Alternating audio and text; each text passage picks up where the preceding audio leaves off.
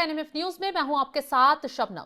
Middle east में एक बेहद चौंकाने वाली घटना सामने आई है। मुस्लिम देश ही आपस में भिड़ गए हैं। दरअसल सऊदी अरब ने यमन के बंदरगाह पर बमबारी कर दी है, एयर स्ट्राइक की है और यहां निशाना हूती विद्रोहियों को नहीं बल्कि यूएई के हथियारों को, यूएई की सेना को बनाया गया है। अब क्यों यूएई और सऊदी अरब के बीच एक जंग छिड़ गई है, क्यों ये बवाल भड़का है, इसी पर चर्चा करेंगे। चर्चा के लिए हमारे साथ जुड़े हुए हैं वरिष्ठ पत्रकार पंकज प्रसून जी। पंकज जी, ये सऊदी अरब का यमन पर हमला बोलना और दूसरी तरफ यूएई को निशाना बनाना, आखिर क्यों ये देश आपस में भिड़ गए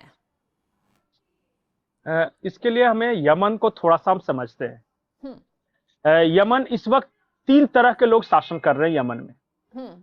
एक है नॉर्थ में जो शासन है, वहां पे आप मैप में देख सकते हैं, नॉर्थ में शासन है वो है एसटीसी का। एसटीसी मतलब साउथ ट्रांजिशन काउंसिल। और साउथ ट्रांजिशन काउंसिल जो है उसको यूएई सपोर्ट कर रहा है।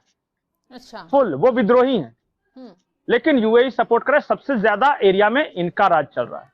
हाँ। दूसरे हैं हूती जो ईरान के सपोर्ट से कुछ एरिया में, राजधानी जो सना है यमन की राजधानी वो, और जो रेड सी वाला जो इलाका है जहां से वो होकर गुजरते हैं सारे जहाज, वो इलाका हूती विद्रोहियों के कब्जे में है जो कि ईरान द्वारा सपोर्ट किए जा रहे हैं। तीसरा और एक तीसरा है, उसको कहते हैं जिसको यूएनओ से मान्यता प्राप्त है, जिसको अमेरिका और सऊदी अरब सपोर्ट करते हैं, जिसको सरकार मानते हैं वहां की। अच्छा।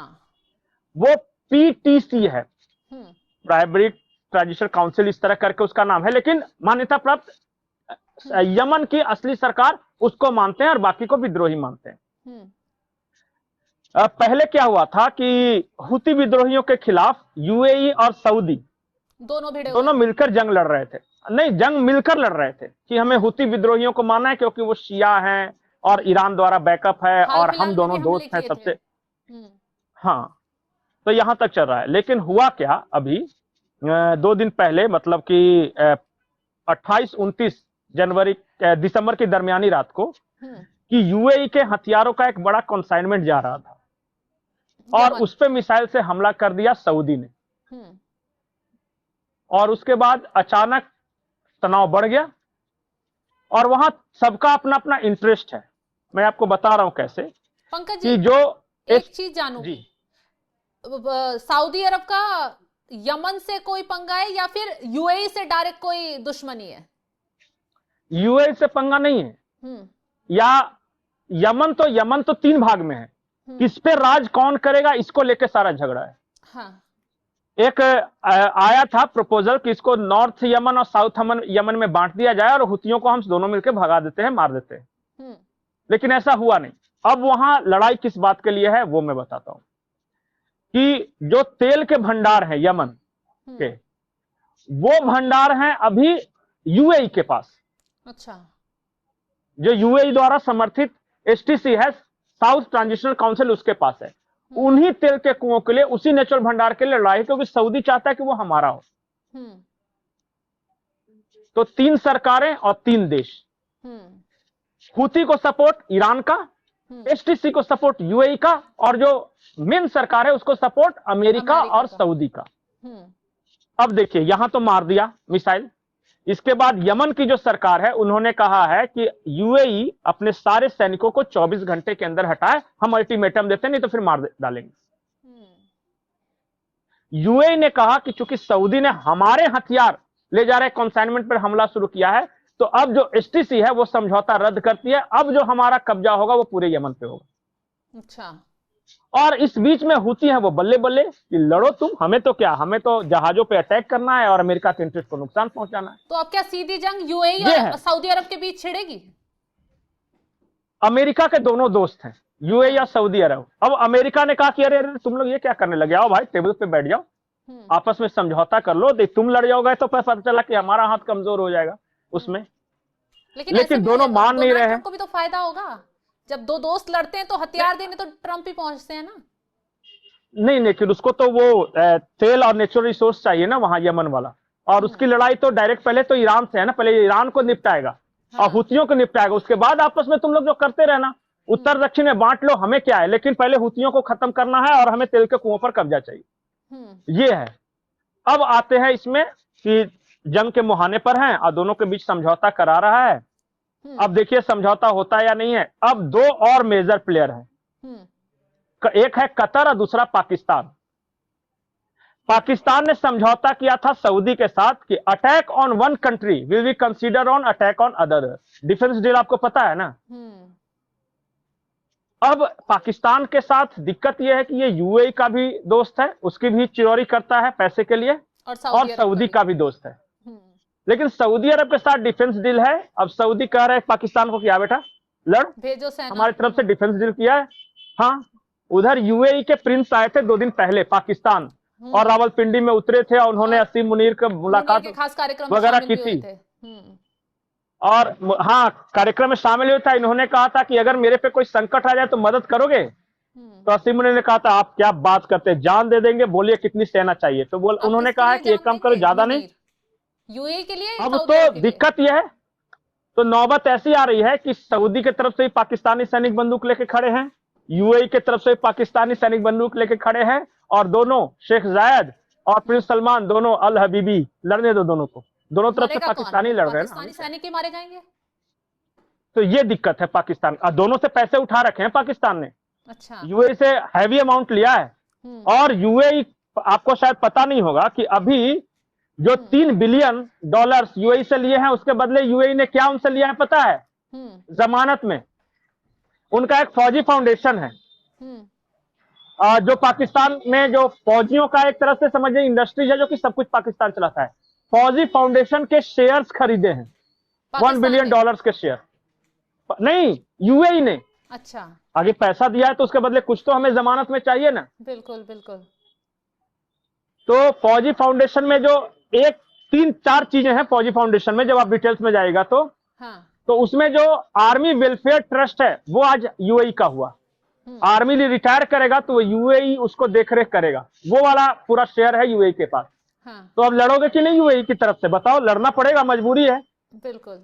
लेकिन पंकज जी, जब दो देशों के बीच कहीं भी युद्ध होता है, चाहे मुस्लिम देश आपस में लड़े, चाहे कोई और दूसरे देश लड़े, पाकिस्तान क्यों फंस जाता है इन सबकी लड़ाई में? नहीं, इसलिए कि ये पैसे उठाता है ना, कि पैसे दे दो हम लड़ेंगे आपके लिए।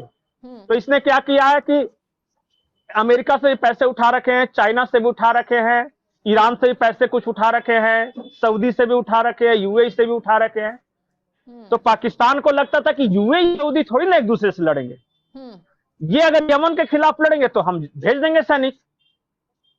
तो ये क्या है कि देखिए, ये है मुफ्तखोर, और अब तो कह रहा है कि कर्जा लिया तो लिया, चुकाऊंगा भी नहीं, क्योंकि मेरे पास चुकाने के लिए है। सोशल मीडिया पर वो देखा, खबरें तेजी से आ रही हैं कि अगर भारत का किसी देश ने साथ दिया तो मैं कर्जा नहीं चुकाऊंगा, सीधे सीधे बोला जा रहा है, कर्जा नहीं चुकाऊंगा। हाँ भाई, हम तो भाई कर्जा लिए हैं पर चुकाएंगे नहीं। अब ये हालत आ गई है। अब देशों ने क्या करना शुरू किया है कि बोला कि अब हम फ्री में तुम्हें कर्जा नहीं देंगे, तेरी बात का भरोसा नहीं, उसके बदले कुछ गिरवी रखो। तो एक ने पाकिस्तान एयरलाइंस गिरवी रखवा लिया। पाकिस्तान एयरलाइंस पता है ना, बिक गया पाकिस्तान का। और कितने में बिका है पता है? 100 बिलियन पाकिस्तानी रुपये में। तो क्या ही करेगा पाकिस्तान जब खाने के लिए। अब आपको लग रहा होगा नहीं, आपको लग रहा होगा कि 132 विमान तो मात्र है उनके पास, लेकिन 100 बिलियन पाकिस्तानी रुपया आपको लग रहा होगा सुनने की। हाँ, गुड। अब वो भारत में कितना होता है पता है? 300 मिलियन इंडियन रुपीस। बताइए। और अमेरिकी डॉलर में कहे तो 30 करोड़ रुपया। 30 करोड़ रुपया क्या होता है आजकल की दुनिया में? हमारे अंबानी अडानी वगैरह किसी, पूरा पाकिस्तान का एयरलाइंस मात्र 30 करोड़ में। और बैकडोर से किसने खरीदा? यूएई ने खरीद लिया। अपना एक कराची में उनका एक बिजनेसमैन है बैठा हुआ, और वो पता चला गुजरात से गया था, वहां पे बिजनेसमैन हो गया है, उसने खरीद लिया यूएई। अब बताइए कि मात्र 30 करोड़ रुपए में पूरा का पूरा एयरलाइंस बेच दिया इसने। मतलब पाकिस्तान तो फंस गया है, ये यूएई और सऊदी अरब वाला जो यमन पर हमला। लेकिन पंकज जी, यहाँ पर सऊदी अरब की तरफ से जब एयर स्ट्राइक की गई यमन के बंदरगाहों पर, तो साफ साफ कहा कि यूएई के 2 जहाज आए थे और बिना अनुमति के भेजे गए थे, रेड लाइन क्रॉस करेंगे तो हमला होगा ही होगा। देखिए, दोनों के बीच जंग तो होगी। हाँ। अमेरिका दोनों के बीच जंग रुकवा सकता है, क्योंकि बहुत सारे इंटरेस्ट अमेरिका के भी है। अगर जंग नहीं भी हुई तो इसके बदले अमेरिका कुछ ना कुछ लेवरेज लेगा, बातचीत कराने के भी पैसे लेता है अमेरिका। तो हमें बस इंतजार करना होगा अगले 36 घंटे में कि क्या मूवमेंट होता है। अगर यूएई ने जवाब दिया, सऊदी के इंटरेस्ट पे कुछ भी हमला किया, तो जंग निश्चित है, क्योंकि सऊदी ने ऑलरेडी पहला अटैक कर दिया है। अच्छा। तो ये स्थिति है वहां मिडिल ईस्ट में। तो अभी वॉर कहां कहां मिडिल ईस्ट में हो रहा है। एक सीरिया में बमबारी कर दी अमेरिका ने, ये लाल सागर एक यूएई, और वो वही रेड सी वाला जो इलाका है ना, वो हुतियों के कब्जे में है।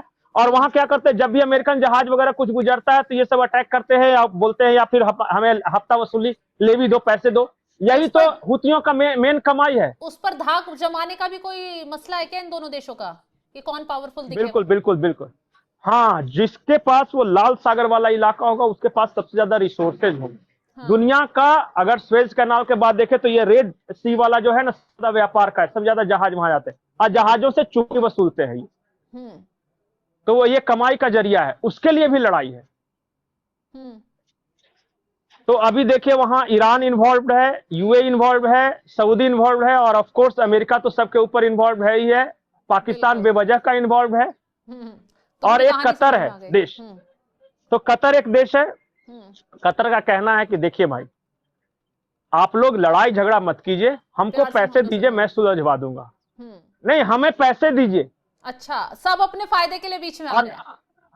ऑफ कोर्स, नहीं तो कतर ने ये कहा, नहीं तो हम तो भाई यूएई का साथ देंगे, सऊदी अपना समझे। तो सऊदी को सिर्फ यूएई से नहीं लड़ना है, उसको कतर और वो यूएई दोनों से लड़ना है मिलकर। चलिए अब देखते तो ये हैं है पूरा मामला क्या कुछ देखने के लिए मिलता है। बहुत बहुत शुक्रिया तमाम जानकारी देने के लिए पंकज जी। आप देखा आपने कैसे सऊदी अरब ने यमन पर हमला बोला, ये कहा कि यहां यूएई ने हथियार बिना परमिशन के, अपने जहाज बिना परमिशन के भेजे, इसलिए एयर स्ट्राइक की गई। अब यमन की तरफ से भी यूएई को चेतावनी दे दी गई कि भाई 24 घंटे में यहां से अपने सैनिक हथियार जो भी है सब हटा लो, जहाज हटा लो, वरना तबाही मच जाएगी। तो मिडिल ईस्ट में जो सिचुएशन अब दिखाई दे रही है उससे कयास यही लगाए जा रहे हैं, कुछ बड़ा होगा और हो सकता है एक दो नहीं बल्कि कई देश आपस में भिड़ते हुए नजर आए। फिलहाल इस खबर को लेकर आप क्या कुछ राय रखते हैं कमेंट बॉक्स में जरूर बताइएगा, और तमाम बड़ी खबरों के अपडेट के लिए आप हमारे साथ जुड़े रहें। नमस्कार।